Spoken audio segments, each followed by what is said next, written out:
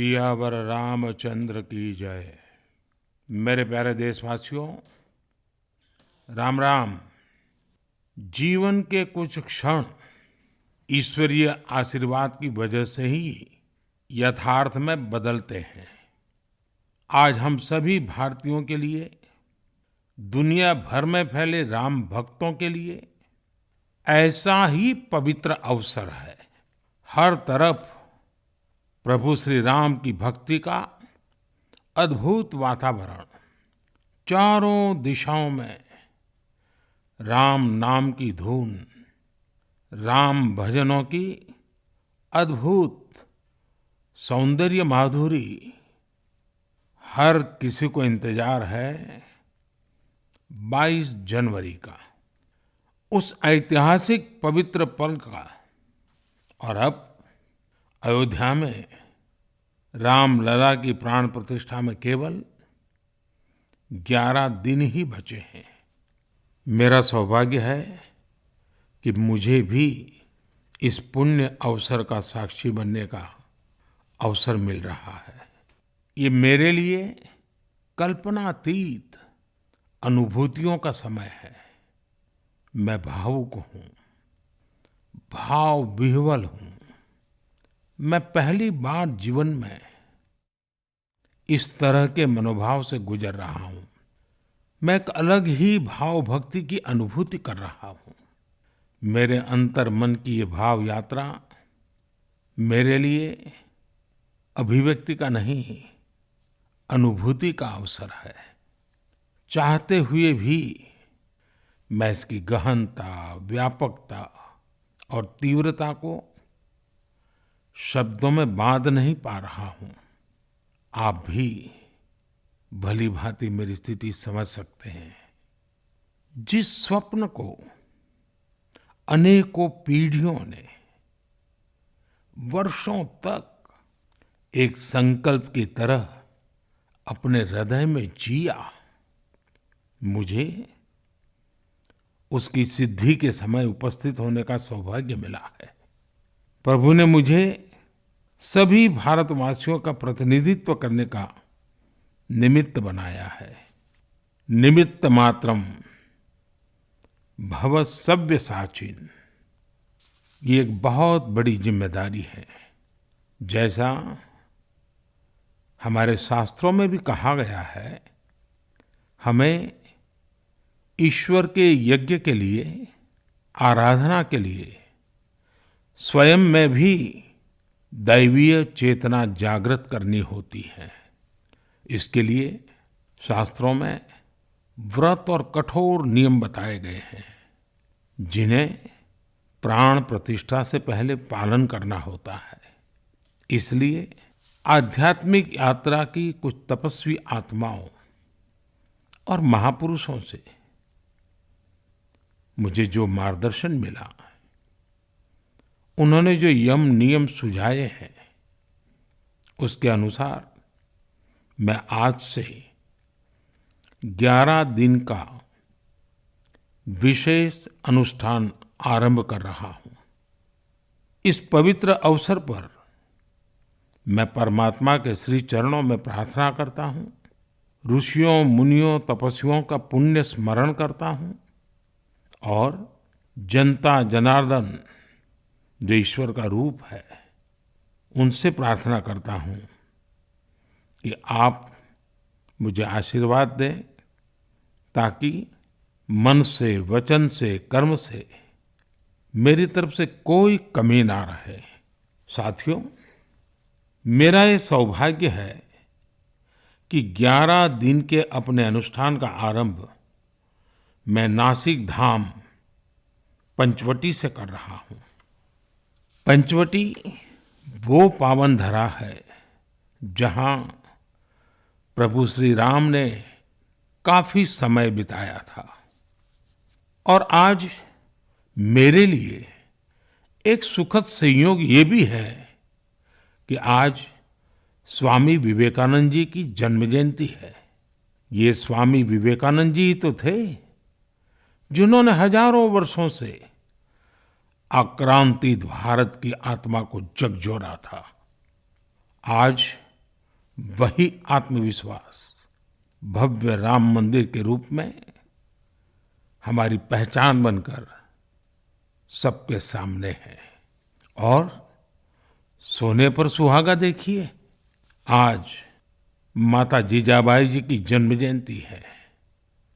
माता जीजाबाई जिन्होंने छत्रपति शिवाजी महाराज के रूप में एक महामानव को जन्म दिया था। आज हम अपने भारत को जिस अक्षुण्ण रूप में देख रहे हैं, इसमें माता जीजाबाई जी का बहुत बड़ा योगदान है। और साथियों, जब मैं माता जीजाबाई का पुण्य स्मरण कर रहा हूँ तो सहज रूप से मुझे अपनी माँ की याद आना बहुत स्वाभाविक है। मेरी माँ जीवन के अंत तक माला जपते हुए सीताराम का ही नाम भजा करती थी। साथियों, प्राण प्रतिष्ठा की मंगल घड़ी, चराचर सृष्टि का वो चैतन्य पल, आध्यात्मिक अनुभूति का वो अवसर, गर्भगृह में उस पल क्या कुछ नहीं होगा। साथियों, शरीर के रूप में तो मैं उस पवित्र पल का साक्षी बनूंगा ही, लेकिन मेरे मन में, मेरे हृदय के हर स्पंदन में 140 करोड़ भारतीय मेरे साथ होंगे। आप मेरे साथ होंगे, हर राम भक्त मेरे साथ होगा और वो चैतन्य पल हम सबकी साझी अनुभूति होगी। मैं अपने साथ राम मंदिर के लिए अपने जीवन को समर्पित करने वाले अनगिनत व्यक्तित्वों की प्रेरणा लेकर जाऊंगा। त्याग तपस्या की वो मूर्तियां, 500 साल का धैर्य, दीर्घ धैर्य का वो काल, अनगिनत त्याग और तपस्या की घटनाएं, दानियों की, बलिदानियों की गाथाएं, कितने ही लोग हैं जिनके नाम तक कोई नहीं जानता, लेकिन जिनके जीवन का एकमात्र ध्येय रहा है भव्य राम मंदिर का निर्माण। ऐसे असंख्य लोगों की स्मृतियां मेरे साथ होगी।